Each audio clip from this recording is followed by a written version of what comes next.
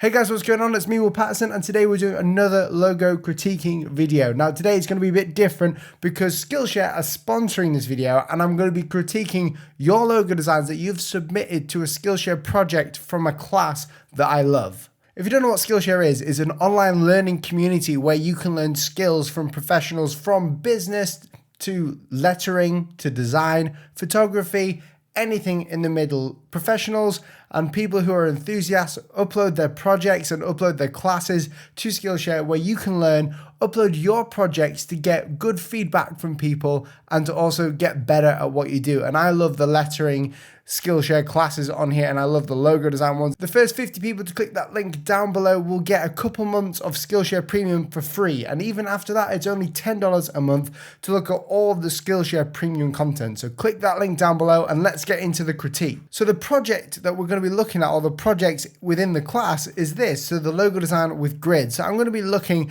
at all of your logo designs here and critiquing them all and showing you my thoughts on what I like, what you could change, what you can make better. So let's have a look starting from the top. The most recent ones are on here. So this one is the letter S gridding and he's shown us here what's going on. So he says, I had multiple ideas but felt none as slick as the master booker. So within this class you learn lots about gridding. So it's all about taking a letter form or a letter or whatever and creating a logo type through it, making it into an icon design, which is really cool and I like this. Now my favorite one out of all of these is the one here in the middle, and that's because there's a center of focus. Now the S here that I really like, if I just zoom in, you can see that it's very circular in the middle and you've used very basic shapes, but you can still tell that it's an S. So that's one of the reasons why I love it. The other ones in here I really like as well, and everyone seems to be uploading them in black and white, which is cool. So it's in a negative space background. But I love the fact that there is a negative circular shape here, which is very simple and basic. And you've also got the diamond in the center, but everything's very circular and pointed where it should be. These other ones seem very pointed, or too pointed, should I say. So here's another one with the letter M from Max, and if we look here, he's got a few different shades in it. He's got the logo grid. I'm really not too sure why people do the logo grid because everyone's doing it now. For some reason, everyone thinks it looks really cool putting the logo grid down, and yeah, it does, but it doesn't actually show much about the design process. What is shown is the end product. Now, my favorite one out of a lot of these is this one here, the gray one.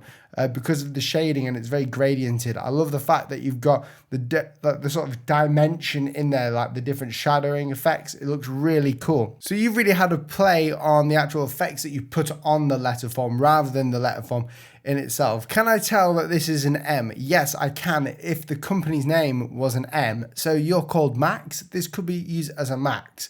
But I would also see if you can flip it around the other way and see what it looks like, just to have a different bit of variation there, because the M is actually the wrong way around, I think, but I can still tell that it's an M. Okay, so this one's from Christian Jinzen. I can't pronounce your name, dude, but it's a K. So we're using a K here, and again, it's on a black background. And you've gone through the same process as the actual class shows you to do.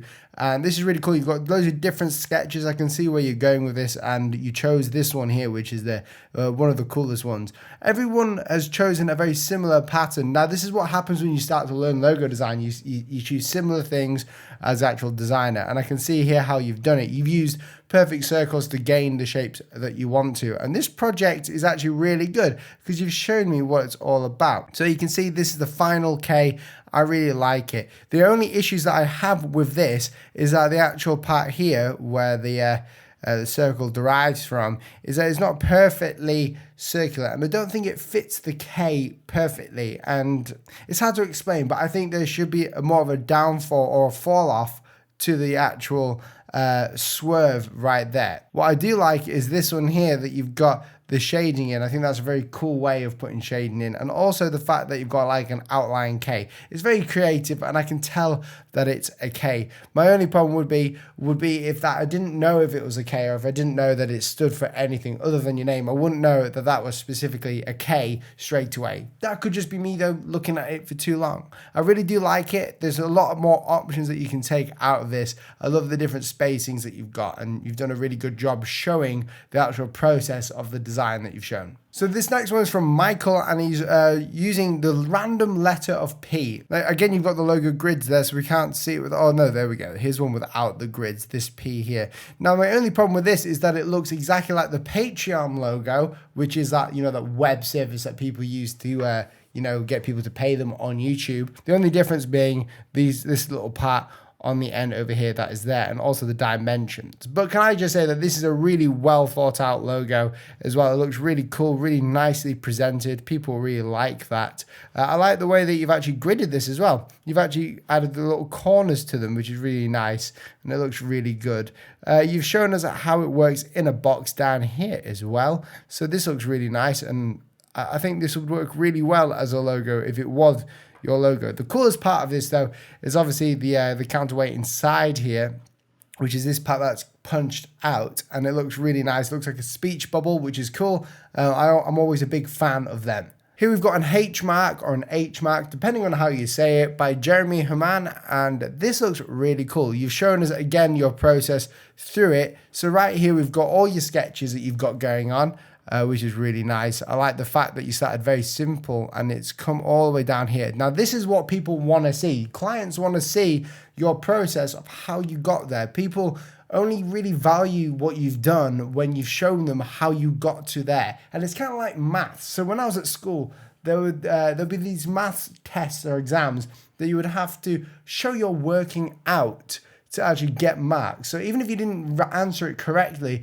you would get marks from people and value for showing how you got to where you are. So always showing your working out or showing your process by taking pictures like this and putting it on your portfolio is going to benefit you for clients. Because even though they might not like the logo at the end, they may really like the process that you took and hire you based on that. So on this H, I really like it. You've gone for a really cool vibe here. You've got two basic attributes to this. You've got two squares, or two rectangles, should I say, these little strips over here, and then you've got a quarter circle going over the H with a bit of a shadow. Now, the only thing with the shadow is that I'd say it would look really cool if you were to, I'm not too sure, maybe like warp it into a gradient or something. So this edge here wasn't so hard. It would look like a shadow. I think that would look really nice. And you can even texturize this if you wanted to. I really like your workings out here with the actual grid system going on. Looks really nice. Everything looks really clean and in place, and a client would really like it. And I can see that you've chosen here that this is the sort of design that you wanted around here. So looks really, really good, and I really like it. This next logo is from Kareem, and this seems very, very simple, and that's because it is. But I love this one because you've gone ahead and changed everything so it's so simple. So it's a V mark, and it was a serif V at first. And you've literally taken it to the very basics, which is all about logo design. So you've taken the V to a triangle that's not right, so like an upside down triangle, and you've created a V out of it. So you've taken the serif V and created this awesome looking design, and it is awesome. You started off with the triangle, it goes down here, you splitting it, you split it, you split it, and then there you go. This is how logos are made. So it's all about the thought process, and it's not about the amount of time that you spend in Illustrator. It's about the end product and how you got there.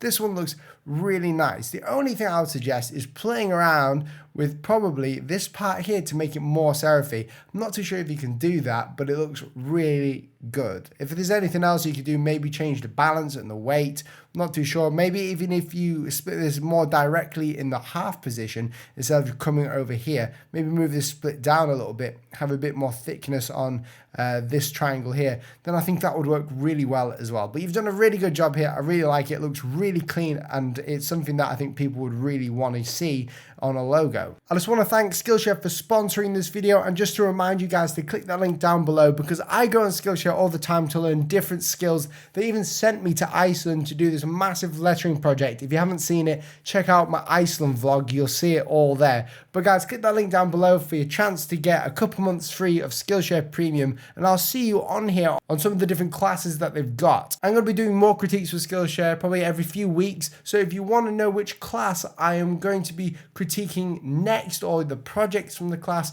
then click the link in the description below to that class, get creating, watch what's going on in the actual video, show me what you've learned, and I will go ahead and critique your logos from there. Guys, have a good day, and I'll see you in the next video. video. Catch you soon. Bye.